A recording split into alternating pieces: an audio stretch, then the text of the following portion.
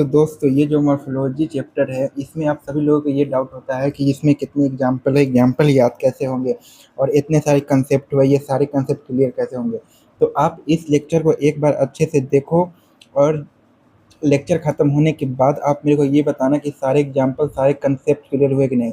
Because ये जो मैं लेक्चर बनाने जा रहा हूँ इसमें सारे जो कंसेप्ट है प्लस एग्जाम्पल सबको कंबाइन करके एक शॉर्ट फॉर्म में आपको दे रहा हूँ और ये आपके लिए बहुत ज़्यादा हेल्पफुल होगा।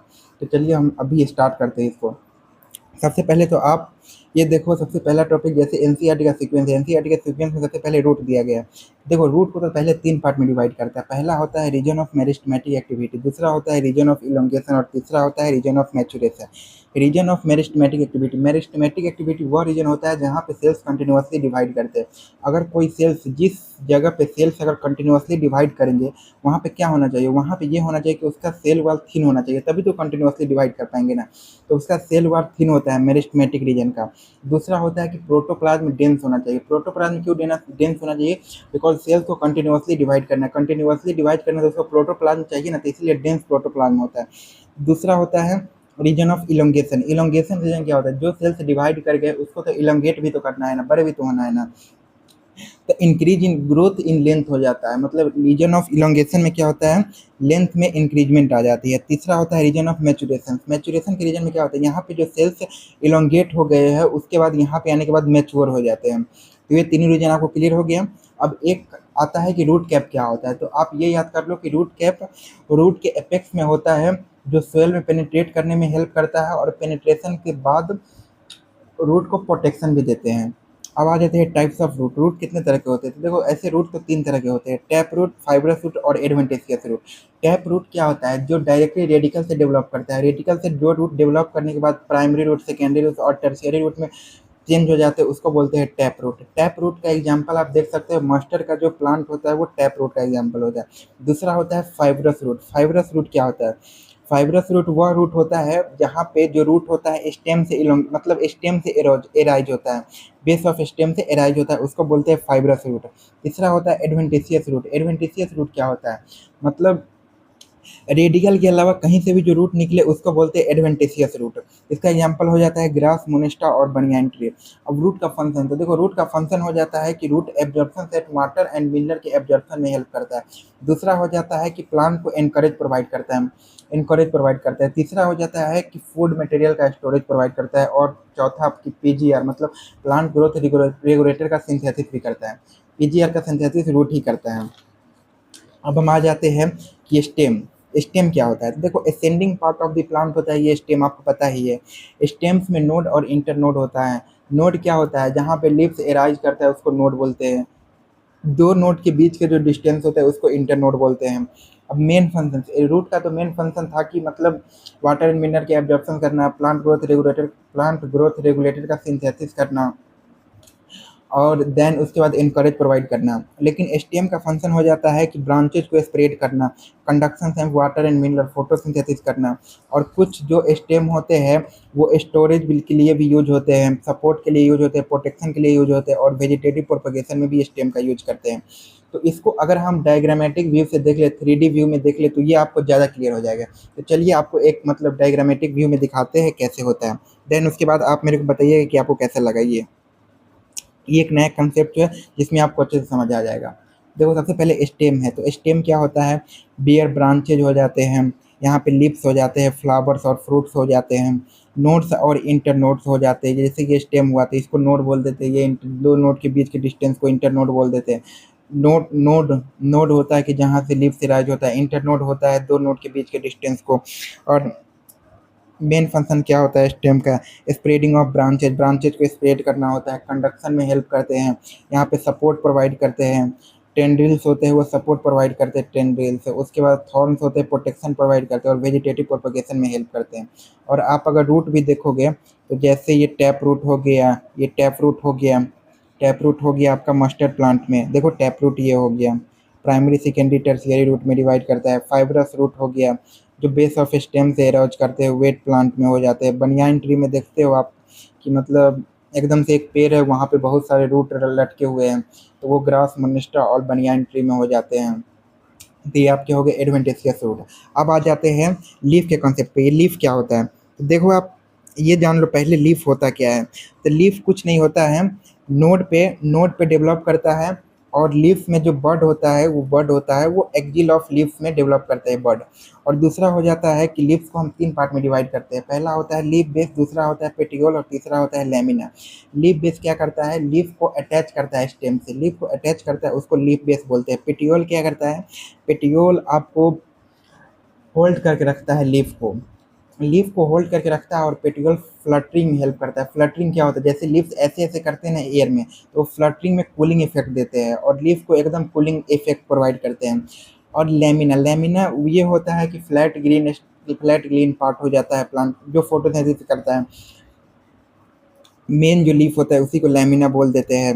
अब उसके बाद हम आ जाते हैं, जैसे लीव्स का अगर हम डायग्रामेटिक व्यू देखें तो पहले ये मॉर्फोलॉजी एंड अटैचमेंट, दूसरा डेवलपमेंट। लीफ बेस हो जाता है attachment of leaf to the stem. और दूसरा पुलवाइनस हो जाता है। सोइलेन लीफ बेस होता है, वो लेग्मिनस प्लांट में होता है। शीत जो बनाते हैं, लीफ बेस जो शीत बनाते हैं, वो मोनोकॉट में आप देखोगे ना, तो लीफ बेस जो होते हैं ना एकदम शीत के फॉर्मेट में आ जाते हैं मोनोकॉट में। और लिग्निनस प्लांट में आप देखोगे तो लीफ बेस होते हैं ना एकदम फूल जाते हैं, स्वेलन हो जाते हैं। अब उसके बाद आ जाता है पेटियोल। क्या होता है पेटियोल, वो होता है लीफ ब्लेड को होल्ड करके रखता है, यही जो डंटल जिसको बोलते हैं लीफ ब्लेड का डंटल। उसके बाद लेमिना फ्लैट, यही जो स्ट्रक्चर इसको लेमिना बोलते हैं। ग्रीन स्ट्रक्चर होता है, फ्लटरिंग और कूलिंग इफेक्ट देता है। डेवलपमेंट एट नोड पे डेवलप होता है। Originate from shoot apical meristem, acropetal order में रूट डेवलप करता है, मतलब लीव्स डेवलप करते हैं। पुलवाइनस सोइलिन लीफ बेस होता है लेग्मिनियस प्लांट में। और शीत बना देते हैं आपको, मोनोकॉट में ये शीत बना देते हैं। अब अगर हम आगे देखें तो उसके बाद आता है वेनेसन। वेनेसन क्या होता है, देखो मतलब जो arrangement and veins and veinlets होता है उसी को वेनेसन बोलते हैं। लेमिना जो लीफ का जो लेमिना होता है उसमें जो वेन्स का अरेंजमेंट होता है, वेन्स एंड वेनलेट का, उसी को बोल देते हैं कि वेनेसन हो जाता है। तो देखो वेनेसन दो तरह के होते हैं, एक होता है रेटिकुलेट वेनेसन, दूसरा होता है पैरेलल वेनेसन। रेटिकुलेट वेनेसन होते हैं कि नेटवर्क लाइक में फैले हुए होते हैं और ये डाइकॉट में मेनली देखने को मिलते हैं। पैरेलल वेनेसन हो जाते हैं मोनोकॉट में मेनली देखने को मिलते हैं। और पैरेलल वेनेसन क्या होता है कि लीफ में वेन्स और वेनलेट जो होते हैं पैरेलली अरेंज होते हैं। अगर आप डायग्रामेटिक व्यू से देखोगे तो आपको यहाँ पे दिख जाएगा वेनेसन। पैरेलल वेनेसन ये हो गया। और यहाँ पे हो गया रेटिकुलेट वेनेसन, डाइकॉट लीफ में मस्टली हो जाता है, ये मोनोकॉट में हो जाता है। और ये देखो पैरेलल वेनेसन का एग्जांपल हो जाता है, ये रेटिकुलेट वेनेसन का एग्जांपल हो जाता है। अब आ जाते हैं कि टाइप्स ऑफ लीव्स। देखो ऐसे लीव्स तो होते हैं दो तरह के, एक सिंपल और एक कंपाउंड लीव्स होते हैं। अब आपको ये डिफ्रेंशिएट ये क्लियर होना चाहिए कि सिंपल और कंपाउंड लीव्स क्या होते हैं। देखो सबसे पहले तो जो सिंपल लीव्स होते हैं, सिंपल लीव्स में कोई इंसिजन नहीं होता है, इंसिजन माने कोई कट नहीं होता है। कंपाउंड लीव में कट होता है। और सिंपल लीव में जो इंसिजन नहीं होता है, अगर इंसिजन हो भी तो वो मिड रिब तक नहीं पहुँचता है, मिड रिब तक नहीं पहुँचता है। जैसे ये जो लीफ होता है इसका ये मिड रिब है, तो ये मिड रिब तक इंसिजन नहीं पहुंचता है सिंपल लीफ में। और कंपाउंड लीफ में आप देख सकते हो ये मिड रिब तक इंसिजन पहुंच गया है, तो ये कंपाउंड लीफ हो गए। तो सिंपल लीफ जो होते हैं, सिंपल लीव्स आप मैंगो एंड पीपल का जो पत्ते होते हैं उसको देख सकते हैं, एकदम सिंपल लीफ होते हैं, इसमें कोई इंसिजन नहीं होता है। इंसिजन होता भी है तो ये पहुंच नहीं पाता है मिड रिब तक। The incision do not touch the mid rib. Compound leaves में इसका अपोजिट होता है, इंसिजन भी होता है और इंसिजन के बाद मिड रिब तक भी पहुंचता है। और कंपाउंड लिप को दो तरह के डिवाइड किया गया है, एक पिनेटली और एक palmately compound leaf. Pinnately compound leaves में आप नीम देख सकते हो और पामेटली कंपाउंड लिप्स में आप सिल्क कॉटन देख सकते हो। और जो ये ऑक्जिलरी बर्ड होता है, ऑक्जिलरी बर्ड तो मतलब सिंपल एंड कंपाउंड लिप दोनों में पाया जाता है, दोनों में पाया जाता है। लेकिन वो जो होते हैं सिंपल और कंपाउंड लिप्स दोनों में पाए जाते हैं, लेकिन ये जो कंपाउंड लिप्स होते हैं इसमें, इस कंपाउंड लिप्स में जो ये होते हैं ना एक स्ट्रक्चर लीफलेट, लीफलेट में नहीं पाए जाते हैं, लीफलेट में बर्ड नहीं पाए जाते ऑक्जिलरी बर्ड। और सिंपल एंड कंपाउंड लिप दोनों के लीफ के दोनों में पाए जाते हैं, लेकिन लीफलेट में नहीं पाए जाते। अब आ जाते हैं फाइलोटैक्सी। फाइलोटैक्सी क्या होता है, अरेंजमेंट ऑफ लीव्स जो होते हैं, अरेंजमेंट ऑफ लीव्स को फाइलोटैक्सी बोलते हैं। अब फाइलोटैक्सी का एग्जांपल तीन है, मतलब फाइलोटैक्सी को तीन पार्ट में डिवाइड किया गया है, अल्टरनेट, अपोजिट और वर्ल। अल्टरनेट फाइलोटैक्सी क्या होता है, अल्टरनेट मतलब एक जो स्टेम होता है, स्टेम के अगर एक नोड पे एक एक लीव्स निकला है, फिर अगले नोड पे एक लीफ, फिर एक नोड पे एक लीफ, फिर अगले नोड पे एक, इस तरह के होते हैं, उसको अल्टरनेट फाइलोटैक्सी बोलते हैं। अपोजिट में क्या होता है, एक नोड पे दो लीव्स निकले हैं तो उसको अपोजिट फाइलोटैक्सी बोलते हैं। वर्ल क्या होता है, एक नोड पे बहुत सारे लीव्स निकले उसको वर्ल बोलते हैं। तो एक नोड पे एक लीव्स निकले फिर अगले नोड पे एक लीव्स निकले हैं तो उसको अल्टरनेट बोलते हैं। अल्टरनेट का एग्जांपल हो गया आपका चाइना रोज मास्टर, और यहाँ पे अगर आप इसके लिप्स देखोगे तो एक नोट पे एक लिप्स है फिर अगले नोट पे एक लिप्स है। इसमें भी चाइना रोज में भी देखोगे एक नोट पे एक लिप्स अगले नोट पे एक लिप्स, ऐसे करके अल्टरनेट हो गए यहाँ पे। सनफ्लावर में ये हो जाता है एक नोट पे एक लिप अगले नोट में, लेकिन गभा और कैलोट्रॉपिस में एक नोट पे दो लिप्स आ जाते हैं, एक नोट पे दो लिप्स आ जाते हैं गभा एंड कैलोट्रॉपिस में। और वर्ल में एक लिप्स में तो मोर देन टू लिप्स आ जाते हैं, इसको वर्ल बोल देते हैं हम। अब आ जाते हैं कि इन्फ्लोरेसेंस क्या होता है। तो फ्लावर्स का जो अरेंजमेंट होता है फ्लोरल अपेंडिजेज पे उसी को बोलते हैं इन्फ्लोरेसेंस।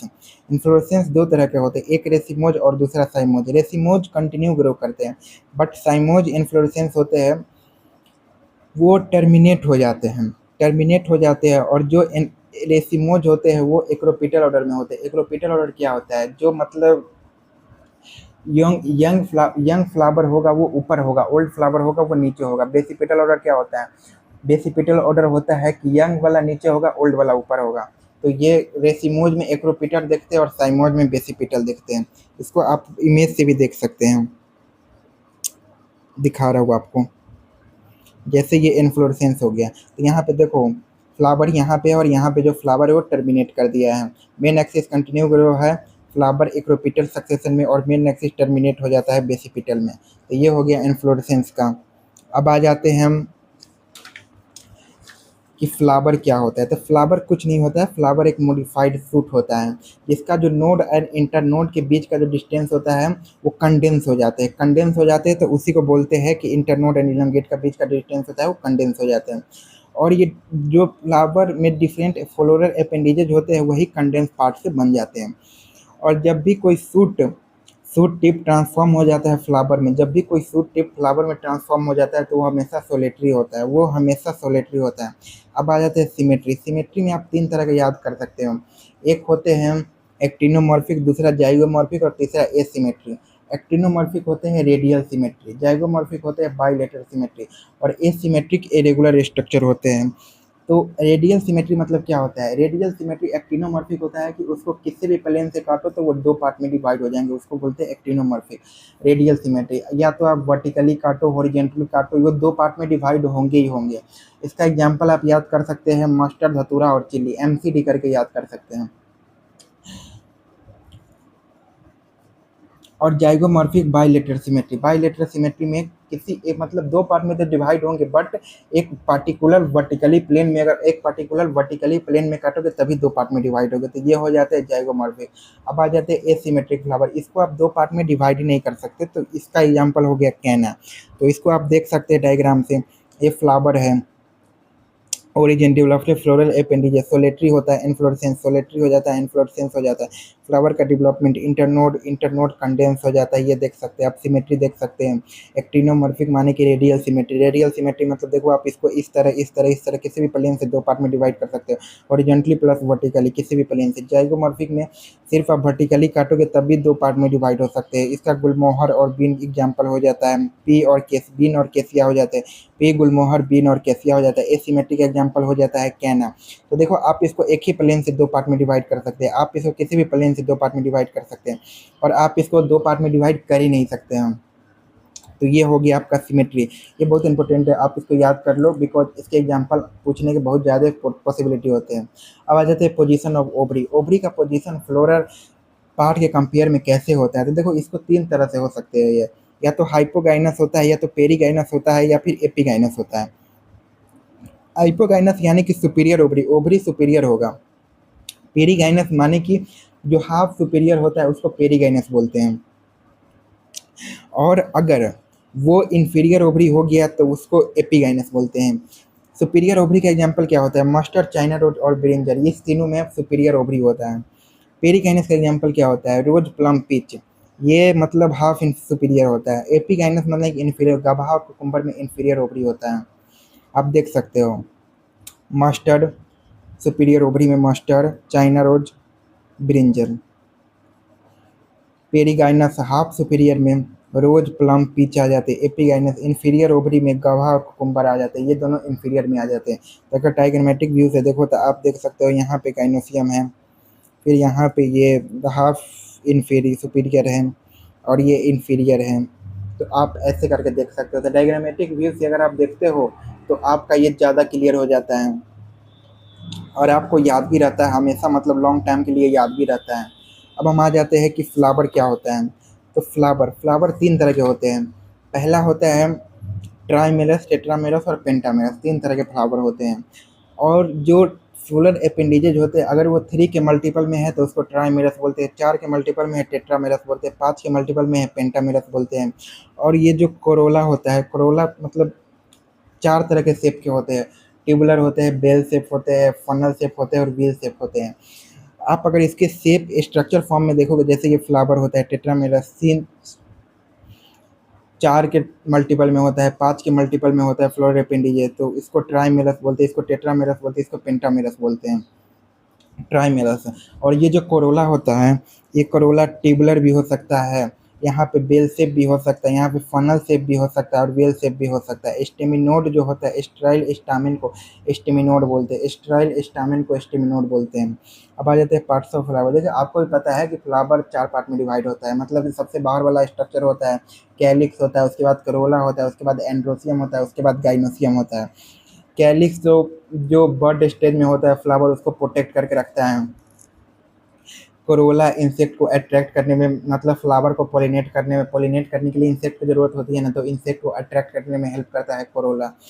और ये जो कैलिक्स होता है, ये तो प्रोटेक्शन में हेल्प करता है। गाइनोसियम और ये एंड्रोसियम और गाइनोसियम, ये तो रिप्रोडक्टिव ऑर्गन है। तो कैलिक्स कैलिक्स को 2 पार्ट में डिवाइड कर सकते हैं। अगर कैलिक्स को अगर सिंगल लिखते हैं तो सेपल लिख देते हैं। तो अगर सेपल यूनाइटेड है, मतलब सेपल्स एक साथ है, तो उसको बोलते हैं गैमोसेपलस। अगर सेपल फ्री है तो उसको बोलते हैं पॉलीसेपलस। ऐसे ही कोरोला में आप कर सकते हो। गैमो तब लगाते हैं जब एक साथ हो, तो गैमो गैमो पेटल हो गया। और यहाँ पे सेपल्स पेटल फ्री है तो इसको पॉलीपेटलस बोल देते हैं। और अब आ जाते हैं एंड्रोसियम। देखो एंड्रोसियम अगर एक साथ हो, मतलब एंड्रोसियन अगर खुद ही के एंड्रोसियम खुद ही एक कलेक्टिव एक ग्रुप बनाते हो, मतलब ज्वाइन हो, तो उसको बोल देते हैं एडहीशन। अगर दूसरे दूसरे फ्लोरल अपेंडिजेज के साथ अटैच हो जाते हैं तो उसको बोल देते हैं कोहेशन। एडिशन में ये हो जाते हैं कि ये पेटल से अटैच हो जाते हैं। ब्रिंजल में क्या होता है, एंड्रोसियम जो होता है पेटल से अटैच हो जाता है। और लिली में क्या होता है, टेपल से अटैच हो जाता है, तो उसको बोलते हैं एपीफाइलस। और ब्रिंजल में बोल देते हैं एपीपेटलस, पेटल से अटैच हो जाता है, तो एपीफाइलस बोल देते हैं लिली में जब वो टेपल से अटैच हो जाता है। अब आ जाते हैं कोहेशन। कोहेशन क्या होता है, जब अलग स्ट्रक्चर से दूसरे फ्लोरल अपेंडेजेस से अटैच हो जाता है तो उसको कोहेशन बोलते हैं। मोनोएडल्फस दूसरे से अटैच हो जाते हैं तो उसको एडिशन बोलते हैं। और सेम मतलब एंड्रोसियम अगर खुद ही ग्रुप बना लेते हैं तो उसको कोहेशन बोलते हैं। अगर एक ही ग्रुप में एक ही कलेक्टिव ग्रुप बनाते हैं, एक ही कलेक्टिव ग्रुप बनाते हैं, तो उसको मोनोएडल्फस बोलते हैं। अगर 2 कलेक्टिव ग्रुप बनाते हैं उसको डाईएडल्फस बोलते हैं। अगर मल्टीपल कलेक्टिव ग्रुप बना देते हैं तो उसको पॉलीएडल्फस बोलते हैं। मोनोएडल्फस में आ जाते हैं चाइना रोज, डाईएडल्फस में आ जाते हैं पी, और पॉलीएडल्फस में आ जाते हैं सिट्रस। अगर आप एग्जांपल से देखोगे, मतलब स्ट्रक्चर देखोगे तो आपको और भी क्लियर हो जाएगा। देखो जैसे गैमोसेपलस है, सेपल यूनाइटेड होता है, पॉलीसेपलर होता है, सेपल फ्री हो जाते हैं, जैसे रोज में आपको देखने को मिल जाएगा सेपल फ्री है। अब उसके बाद आप देख सकते हो कोरोला। कोरोला अगर गैमो पेटलस है, पेटल्स यूनाइटेड होता है, पॉलीपेटलस है, पेटल्स फ्री होता है, चाइना रोज और मस्टर्ड में देखने को मिल जाएगा। अब आ जाते हैं गाइनोसियम। गाइनोसियम सिन कार्पस होता है, कार्पल फ्यूज हो जाता है, एपो कार्पस होता है, कार्पल फ्री हो जाते हैं। फ्यूज कार्पल आपको देखने को मिल जाएगा टमाटो एंड मस्टर्ड में। फ्री कार्पल आपको मिलने को दिख जाएगा लोटस और रोज में। और यहाँ एंड्रोसियम। एंड्रोसियम एडिशन क्या होता है, एडिशन अगर दूसरे फ्लोरल अपेंडिजेस के साथ अटैच होता है तो उसको एडिशन बोलते हैं। एडिशन एपीपेटलस हो जाता है और एपीफाइलस हो जाता है। टेपल से जब अटैच हो जाता है, पेटल से अटैच हो जाता है। ब्रिंजल में अगर आप देखोगे तो एंड्रोसियम पेटल से सेपल से अटैच हो जाता है, पेटल से अटैच हो जाता है। और ये लिली में अगर आप देखोगे तो टेपल से अटैच हो जाता है। कोहेशन एक ग्रुप बना लेते हैं, एक बंडल बना लेते हैं तो उसको मोनोएडल्फस बोलते हैं। 2 बंडल बनाते हैं तो उसको डाईएडल्फस बोलते हैं। और अगर मेनी बंडल्स बना देते हैं तो उसको पॉलीएडल्फस बोलते हैं। अब हम आ जाते हैं कि एस्टिवेशंस क्या होता है। देखो आपको सबसे आसानी भाषा में मैं समझा देता हूँ। एस्टिवेशंस आप ये याद कर लो, सिर्फ arrangement of sepal and petal जो होता है उसी को एस्टिवेशन बोलते हैं। Aestivations arrangement of sepal and petals को, जो सेपल एंड पेटल्स का अरेंजमेंट होता है उसी को एस्टिवेशंस बोलते हैं, उसी को एस्टिवेशंस बोलते हैं। और ये एस्टिवेशंस 4 तरह के होते हैं। पहला होता है वेलवेट, ट्विस्टेड, इम्ब्रिकेट और वेगुलरी। वेलवेट एस्टिवेशंस क्या होता है, मतलब मार्जिन है बट वो जो भी मार्जिन है वो ओवरलैप नहीं करते हैं। ट्विस्टेड में ओवरलैप करते हैं बट कोई पार्टिकुलर डायरेक्शन में करते हैं। और इम्ब्रिकेट में ओवरलैप तो करते हैं बट कोई पार्टिकुलर डायरेक्शन में नहीं करते। और वेक्जिलरी में तो 5 पेटल होता है, एक स्टैंडर्ड होता है, 2 विंग्स होता है और 2 किल्स होता है। तो आपको सबसे पहले ये याद रखना है, वेलवेट में कोई ओवरलैपिंग नहीं होता है। ट्विस्टेड में ओवरलैप करते हैं बट पार्टिकुलर डायरेक्शन में करते हैं। इम्ब्रिकेट में ओवरलैप करते हैं बट कोई पार्टिकुलर डायरेक्शन में नहीं करते। और वेक्जिलरी में तो सिर्फ स्टैंडर्ड विंग्स और किल्स याद कर सकते हो आप। और यहाँ पे वेलवेट का एग्जांपल हो जाता है कैलोट्रोपिस। कैलोट्रोपिस में कोई ओवरलैपिंग नहीं होता है, कैलोट्रोपिस में कोई ओवरलैपिंग नहीं होता है। ट्विस्टेड में ओवरलैपिंग तो होता है बट किसी पार्टिकुलर डायरेक्शन में होता है। इसका example China rose, lady finger और कॉटन रख सकते हो। इम्ब्रिकेट में तो ओवरलैपिंग होता है बट कोई पार्टिकुलर डायरेक्शन में नहीं होता है, तो उसको आप याद कर सकते हो।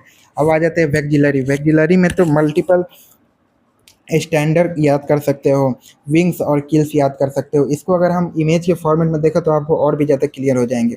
तो चलिए देखते हैं। देखिए, arrangement of sepal and petal on the floral bud which respect to other members of the same whorl. Valvate ये हो जाते हैं, कोई ओवरलैपिंग नहीं। ट्विस्टेड हो जाता है। इम्ब्रिकेट में ओवरलैपिंग तो होता है बट किसी पर्टिकुलर डायरेक्शन में नहीं। Margin overlap but not in a particular direction, कोई पर्टिकुलर डायरेक्शन में नहीं होता। ये आप याद कर ले और इसको रट ले, एकदम से रट ले।